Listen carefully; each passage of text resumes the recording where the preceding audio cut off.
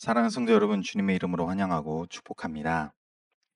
저한테는 가끔 그럴 때가 있습니다. 찬양을 드리다 보면은 마치 지금 여기 계신 우리 외에 아, 존재들이 함께 찬양을 부르고 있는 듯한 그 모습이 보입니다.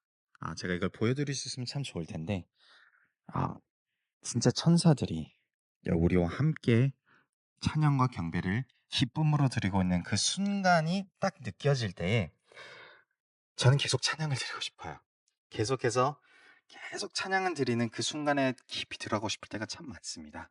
물론 주일 예배 때 우리도 말씀도 붙들어야 하고 이것을 통해서 우리가 더 성장하는 부분이 있지만 만에 하나 제 혼자서 더 막 달리고 있다면 또 그런 순간에 계시나 보다 생각하시고 그냥 같이 찬양을 기쁨으로 불러주시기를 축복합니다.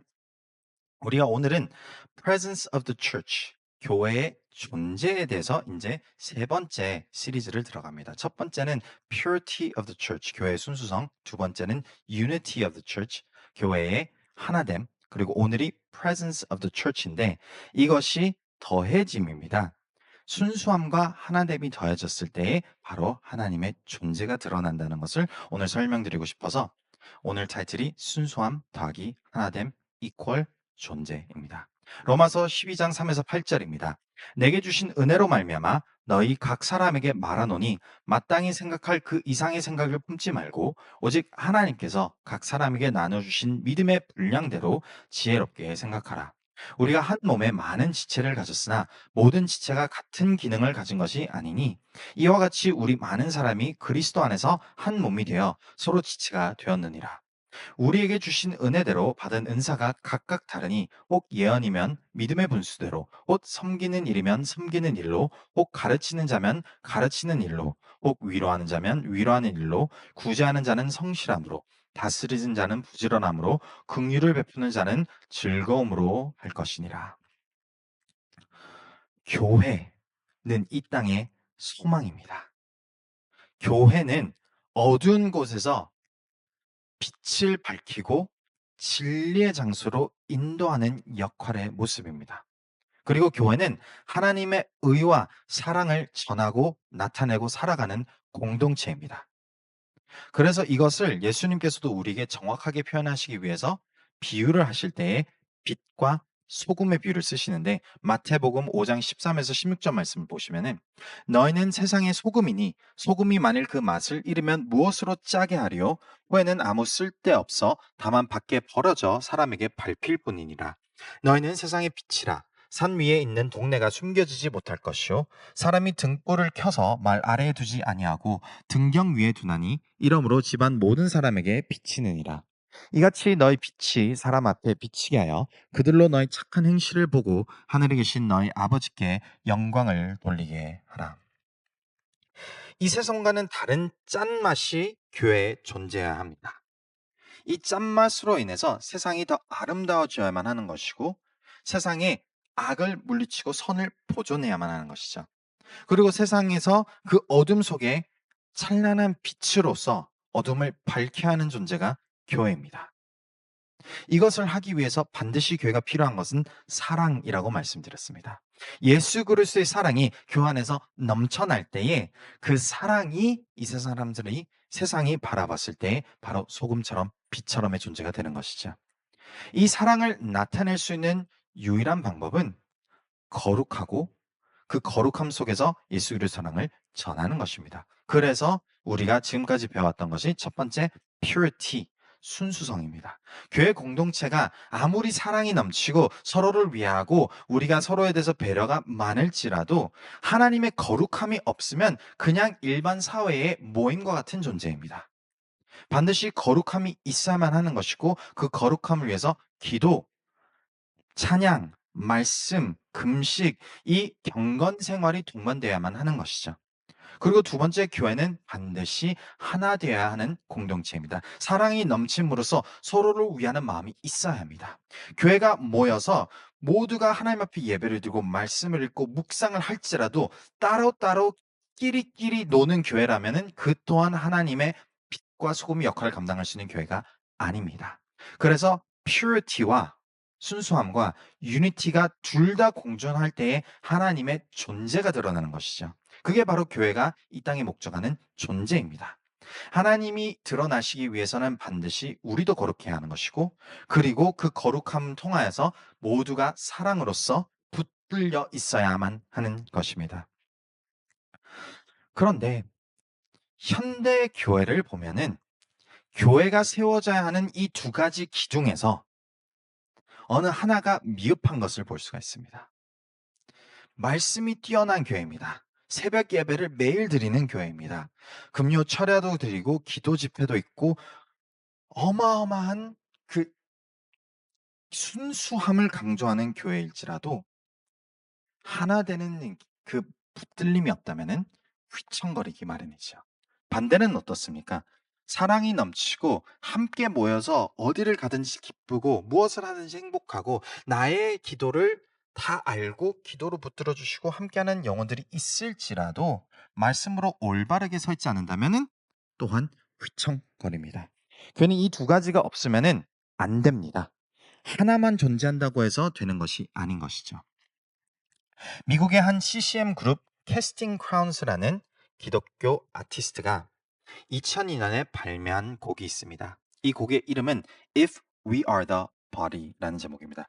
만일 우리가 주님의 몸이라면 이라는 제목으로 그 당시에 미국 현대 교회를 꼬집어서 지적하는 곡인 것이죠. 한번 제가 가사를 읽어드리겠습니다. 오늘 예배는 사람이 많아요. 그녀는 얼굴들 속에 섞여들어 사라지려 애쓰며 들어와요. 소녀들의 놀리는 듯한 웃음소리가 그들이 생각하는 것보다 더 멀리까지 퍼져가고 있어요. 훨씬 더 멀리까지요. 하나님을 만나러 오는 그 교회에 마치 교회 일원이 아닌 이 사람에 대해서 조롱하듯 비웃듯 웃는 이 모습을 가사로 쓴 것입니다. 2절입니다. 한 여행자가 집에서 멀리 떨어져 있어요. 그는 코트를 벗고 조용히 뒤쪽 자리로 앉아요. 그를 향한 판단의 눈길이 그에게 떠나는 것이 더 나을지도 모른다는 생각을 하게 해요. 현대 교회에서 그 사람이 와서 하나님을 만나겠다고 자리에 앉았을 때 사랑으로 붙들어 주지 않고 오히려 지적하고 따가운 눈초리로 그 사람을 째려보고 있는 듯한 교회들도 있다는 것입니다. 그래서 코러스에 이렇게 노래를 부르는데, 하지만 우리가 그분의 몸이라면 왜 그분의 팔로 뻗지 않을까요? 왜 그분의 손으로 치유하지 않을까요? 왜 그분의 말씀으로 가르치지 않을까요? 그리고 우리가 그분의 몸이라면 왜 그분의 발로 가지 않을까요? 왜 그분의 사랑으로 길이 있음을 보여주지 않을까요? 이 2002년에 발매된 곡은 아직까지도 교회를 어느 정도 나타내는 안타까운 현실을 보여주고 있습니다. 교회의 문제가 무엇입니까? 사랑이 부족해서 아닙니다. 말씀 공부가 부족해서 아닙니다. 이 두 가지가 동시에 공존하지 않기 때문에 교회가 문제가 생기는 것입니다.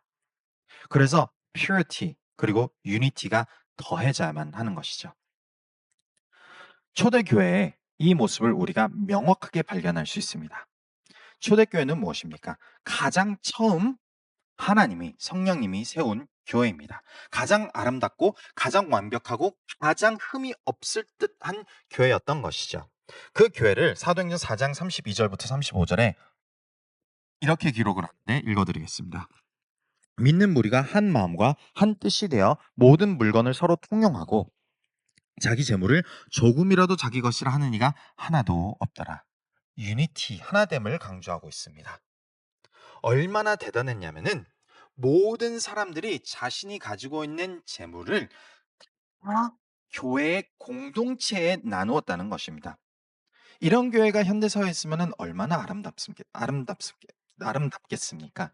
지금 현재 우리 교회 성도님들이 이렇게 교회에서 우리가 함께 한다면은 우리 교회에는 기도 제목이 없을 것입니다. 필요한 것을 그때그때 나눠주고 그때그때 위로해주고 그때그때 붙들어주는 교회 얼마나 아름답고 좋습니까? 그뿐만이겠습니까? 33절에 보니 사도들이 큰 권능으로 주 예수의 부활을 증언하니, 즉 말씀을 올바르게 가르치는 12 사도들, 예수님 바로 밑에서 그 사역을 3년 반 동안에는 같이 경험하고 능력을 체험하고 심지어 성령 충만함으로 능력을 나타내는 12 사도들, 교회에 이런 지도자들도 없었을 것입니다.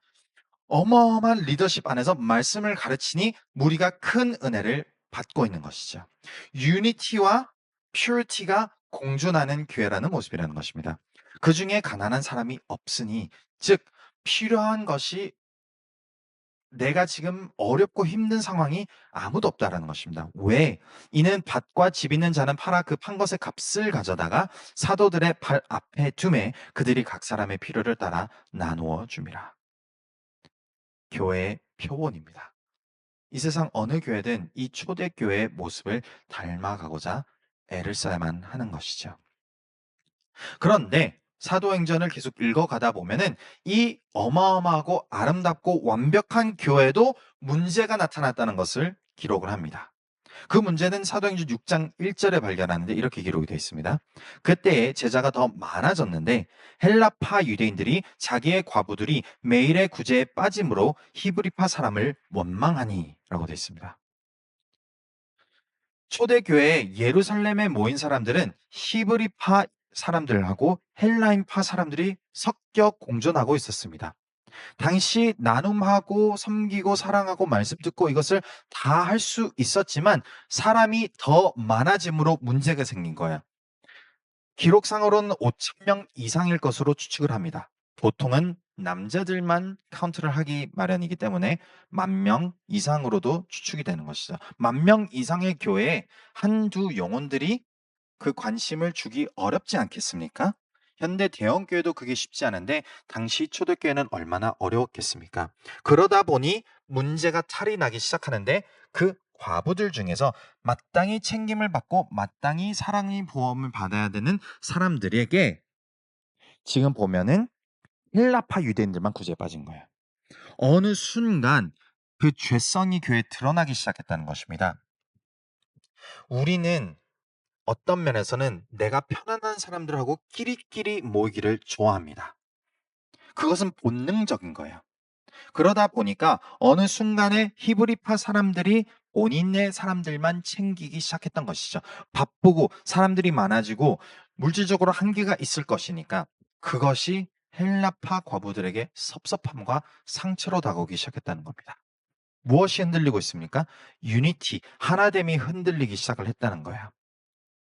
12 사도들은 purity, 말씀을 가르치는데 열심을 가하고 있었습니다. 그런데 그 많아지는 숫자에 unity, 함께됨, 하나됨을 붙들 수 있을 만한 에너지와 시간이 부족했던 것이죠.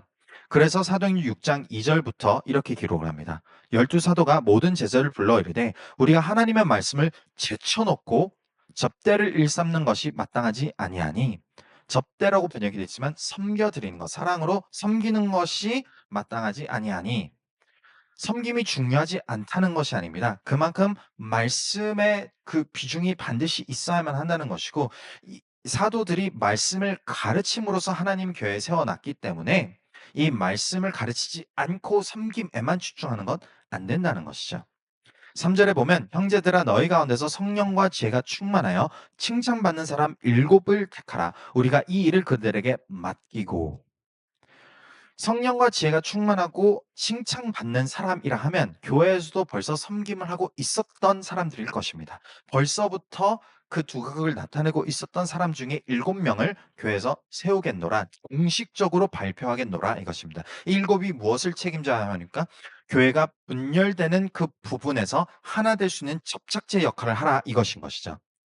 그래서 4절에 보니 우리는 오로지 기도하는 일과 말씀 사역에 힘쓰리라 하니, 점점 늘어나는 성도들에게 말씀을 가르치기도 급급한데 지금 이 하나 되기 위하여 헌신하고 섬기는 일은 반드시 교회에 또 다른 리더십이 세워져야만 한다, 이 이야기를 하는 것입니다. 그래서 교회는 2가지 필러가 공존한다는 것이죠. purity, 하나님 앞에서 거룩해져야만 하는 그 말씀을 위하여 부르심을 받은 리더십과 그리고 하나 되기 위하여 한 마음 한 뜻으로 교회를 함께 연합하게끔 노력하고 헌신하는 유니티 기둥을 세워나가는 리더십이 공존해야 한다는 것입니다.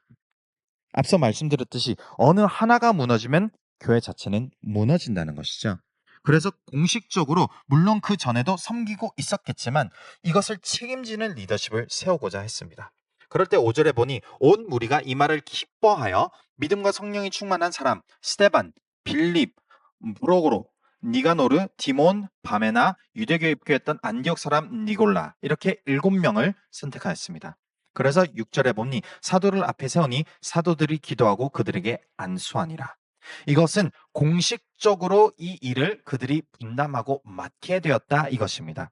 교회에서 이 유니티의 기둥을 이 집사님들이 붙들고 이것을 서포트하고 나아가도록, 그래서 두 기둥이 공존할 수 있도록 잘 서 있을 수 있도록 하겠다인 것이죠. 성경에서는 이 7집사들이 세워진 리더십이 어떻게 그 문제를 해결했는지는 기록하지 않습니다. 다만 잘 해결한 것으로 우리가 볼 수 있습니다. 왜냐? 7절에 보면 하나님의 말씀이 점점 왕성하여 예루살렘에 있는 제자의 수가 더 심히 많아지고, 그 당시에 이 심히 많아졌다라는 표현은요, 지금까지 왔던 사람 그 배의 이상이 몰려오기 시작했다는 것입니다. 지금까지도 말씀과 사랑이 넘치는 교회로서 아름다운 모습으로 하나님, 그 복음을 증거하는 교회였다면은 이제 유니티의 기둥을 세울 리더십이 올바르게 서 있고 그것을 함께 말씀을 전하는 사도들과 공존하여서 교회를 완벽하게 서포트를 하고 있다 보니까 말씀이 왕성해지기 시작하는 것입니다. 섬김의 목적은 무엇입니까? 말씀이 올바르게 전달되고 그것이 교회 안에서 열매를 맺도록 하는 것이 섬김의 목적이라는 것이죠. 그럴 때에 교회가 아름답게 세워졌다라는 것입니다. 이것이 바로 퓨리티와 유니티가 공존할 때 드러나는 모습이라는 것이죠. 이제 이 한 가지 초대교회 예시를 토대로 오늘 본문 말씀으로 돌아오겠습니다. 로마서를 쓴 사도 바울의 목적이 있습니다. 로마서를 쓴 것은 첫 1장부터 11장까지는 올바른 복음을 깨달으라는 겁니다. 변증이에요. commentary입니다. 정확하게 구약에서 기록되어 있는 하나님의 말씀이 왜 기록이 되어 있으며 그것을 우리가 어떻게 받아들여야 하며 우리는 그로 인해서 어떻게 구원에 이르는가, 복음에 대해서 명확하게 11장까지 설명해 준 이후 12장부터는 그럼으로써 이 복음을 받아들이는 교회는 어떻게 살아가야 하는가라는 것입니다. 1절, 2절 말씀에 그래서 내 생각을 변화시켜라는 것이죠. 나를 변화시켜서 하나님이 기뻐하신 길로 나아가라는데 그 나아가는 가장 첫 번째 권면이 바로 오늘 본문인 12장 3절부터 말씀인데 그 말씀에 무엇을 강조하냐면 하나됨을 강조합니다. 3절부터 보니 내게 주신 은혜로 말미암아 너희 각 사람에게 말하노니 마땅히 생각할 그 이상의 생각을 품지 말고 오직 하나님께서 각 사람에게 나눠주신 믿음의 분량대로 지혜롭게 생각하라. 여기서 은혜로 말미암아 너희 사람에게 마땅히 이야기하노니 하나님이 믿음의 분량을 교회 공동체에 허락하신다. 무엇을 뜻합니까? 각자가 맡아야 할 교회의 그 짐이 있다는 것입니다. 하나 되기 위해서, 거룩해 하기 위해서 반드시 속도로서는 역할이 있는 것이죠. 4절에 보니 우리가 한 몸에 많은 지체를 가졌으나 모든 지체가 같은 기능을 가진 것이 아니니 이와 같이 우리 많은 사람이 그리스도 안에서 한 몸이 되어 서로 지체가 되었느니라. 이 목적은 무엇인가? 몸을 비유해서 설명을 하자면 몸이 각자 그 구체적인 역할이 있는 것처럼 각 교회에 함께하는 영혼들도 그 역할이 있다라는 것이죠. 어떤 분들은 purity, 경건케 되고 순수하게 되는 말씀을 가르치고 권면하는 그 기둥 속에서 함께 서포트해야만 하는 역할이 있을 것이고 어떤 분들은 유니티, 하나 되기 위해서 섬기고 봉사하고 나눠주고 아낌없이 베풀어주는 그 사랑의 모습의 기둥에 있어야만 한다는 것입니다. 그것이 공존할 때의 교회는 하나가 된다는 것이죠. 그래서 고린도전서 14장 26절에 보면은 그런즉 형제들아 어찌할까 너희가 모일 때에 각각 찬송 시도 있으며 가르치는 말씀도 있으며 계시도 있으며 방언도 있으며 통역함도 있나니 모든 것을 덕을 세우기 위해서 하라. 교회를 세워 나아가기 위해서 하라. 하나 되기 위해서 하라 이것입니다. 그래서 우리도 교회가 모일 때에 예배든 피크닉이든 카워시든 비전 트립이든 교회가 세워지기 위해서 모이는 것입니다. 그러기 위해서 그 모든 모임 속에 공존해야 되는 것은 무엇입니까? 거룩하게 하고자 하는 말씀 중심의 모습과 하나 되기 위해서 모이는 섬김 중심의 기둥이 공존하는 것이라는 거죠. 매 주일마다 둘 다 있어야 하고요. 매 모임마다 둘 다 있어야 하는 것입니다. 그럴 때 교회가 건강하게 성장할 수 있다는 것이죠. 그래서 6에서 8절을 보면 이렇게 기록이 되어 있습니다. 우리에게 주신 은혜대로 받은 은사가 각각 다르니 혹 예언이면 믿음의 분수대로, 혹 섬기는 일이면 섬기는 일로, 혹 가르치는 자면 가르치는 일로, 혹 위로하는 자면 위로하는 일로, 구제하는 자는 성실함으로, 다스리는 자는 부지런함으로, 긍휼을 베푸는 자는 즐거움으로 할 것이니라. 6에서 8절의 기록을 찾아보면 7가지의 은사라고 기록합니다. 이 은사라는 것은 하나님께서 우리에게 주시는 기프트입니다. 무엇에 대한 기프트죠? 교회를 온전히 세우고 나가기 위한 은사라는 것이죠. 기프트라는 것이죠. 그래서 이 7가지를 2가지 카테고리로 나눈다면 이렇게 됩니다. 순수함을 위해선 예언, 가르침, 위로가 있을 것입니다. 말씀 중심으로 예언이라는 것은 하나님의 말씀을 가르치는 것입니다. 오늘날 우리가 설교가 이러한 모습이 되는 것이죠. 가르침이라면 우리가 성경 공부를 하거나 아니면 말씀을 붙들고 통독을 할 때 가르치는 그 시간을 또 표현할 것이고, 위로라는 것은 저희가 가끔 이렇게 신방을 가거나 1대1로 만나서 식사하거나 할 때 그 나눔 속에서 말씀이 동반되는 권면이 바로 위로라는 것이죠. 즉, 이 순수함의 기준에서 해야 하는 리더십과 그 교회 기둥이라는 것은 반드시 성도가 하나님 앞에서 올바르게 서 있기를 위한 은사입니다. 그리고 그것이 저 또한 저에게 주어진 은사라고 생각을 합니다. 두 번째는 유니티 섬김입니다. 섬김, 구제, 다스림, 긍휼함, 이것은 교회가 하나 되기 위하여 필요한 은사들입니다. 앞서 7집사들이 교회가 분열되기 시작하였을 때 필요했던 은사 중 하나였죠. 특히 그중 다스림, 리더십, 리딩이라는 은사인데, 상황을 보고 적세적소하게 사람들을 끌어모아서 이것을 잘 해결할 수 있는 지혜와 능력의 은사가 왔다는 것입니다. 섬김도 마찬가지입니다. 내가 가지고 있는 것을 아낌없이 나눠줄 수 있는 그 마음과 중심과 상황이라는 것이죠. 초대교회에는 여러 집사들이 기록이 되어 있습니다. 사도 바울이 함께 동역했던 집사들을 보면은 그들이 사도 바울과 함께 더불어 필요한 것에 다 채워주고 함께 동행하고, 심지어 사도 바울이 텐트 메이킹이라고 해서 본인이 먹고 사는 것을 만들어 갈 때에 집사 둘, 아길라, 브리스길라도 텐트 메이킹 사역에 동참을 한 것입니다. 그래서 함께 텐트를 만들어서 돈을 벌어서 사역에 동참을 했다는 것이죠. 그것이 섬김과 구제입니다. 긍휼함도 마찬가지입니다. 교회에서 도움이 필요한 사람들에게 먼저 마음이 다가가고 먼저 섬길 줄 아는 사람들, 교회의 가장 연약한 지체들에게 마음이 가고 생각이 가고 손과 발이 다가가는 사람들이 긍휼함의 은사를 받은 사람이라고 볼 수 있습니다. 이렇게 2가지가 온전히 교회가 세워질 때에 교회는 아름다운 곳이 되는 것입니다. 첫 번째, purity, 순수함에 대해서 조금 더 언급을 드리자면 디모데전서 4장 11에서 15절에 이렇게 기록되어 있습니다. 너는 이것들을 명하고 가르치라. 이것들을 하면은 하나님의 말씀입니다. 누구든지 너의 연소함을 업신여기지 못하게 하고 오직 말과 행실과 사랑과 믿음과 정절에 있어 믿는 자에게 본이 되어. 지금 디모데를 향하여 이 서신서를 쓰는데, 디모데는 누구입니까? 교회 리더입니다. 교회 지도자이자 교회 오늘날 표현하면 목사인 것이죠. 목사를 향한 무엇을 표현합니까? 말과 행실과 사랑과 믿음과 정절에 있어서 믿는 자에게 본이 되어라는 것입니다.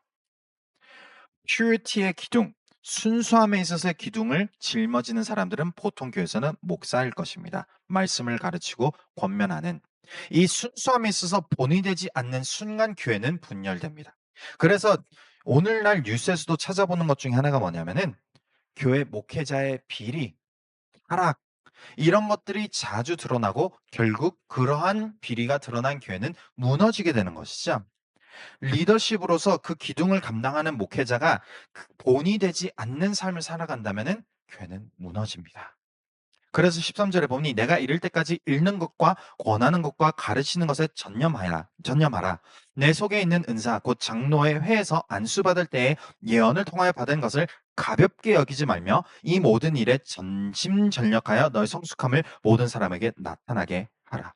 그래서 퓨리티를 책임져야 하는 리더십으로서, 목회자로서 더 깊이 주님 앞에서 제가 발버둥 쳐야 합니다. 저의 삶의 모습이 더 본이 되는, 말씀을 가르치는 자로서 본이 되는 모습이 반드시 되어야만 합니다. 그럴 때 우리 교회는 안전하게 서 있을 수 있고 성장할 수 있는 것이죠. 그것이 흔들리는 순간 교회의 뿌리도 흔들리기 때문입니다. 두 번째는 바로 유니티에 대한 은사들입니다. 에베소서 4장 15에서 16절을 보면은 오직 사랑 안에서 참된 것을 하여 범사에 그에게까지 자랄지라. 그는 머리니 곧 그리스도라. 그에게서 온 몸이 각 마디를 통하여 도움을 받음으로 연결되고 결합되어 각 지체 분량대로 역사하여 그 몸을 자라게 하며 사랑 안에서 스스로 세우느니라. 각 마디를 통하여 도움을 받음으로 연결되고 우리의 몸이 이 마디를 통해서 몸이 하나가 되게끔 하는 것처럼 이 유니티 기둥의 리더십이라고 표현한다면은 이 마디의 역할을 하는 사람들이 반드시 있어야만 한다는 것이죠. 교회 리더십이 하나 되기 위해서 세우고 섬기고 먼저 엎드려서 발을 씻는, 내가 낮아지는 이 섬김의 모습으로 책임을 지고 나아가지 않는다면은 또한 교회는 무너지기 마련입니다.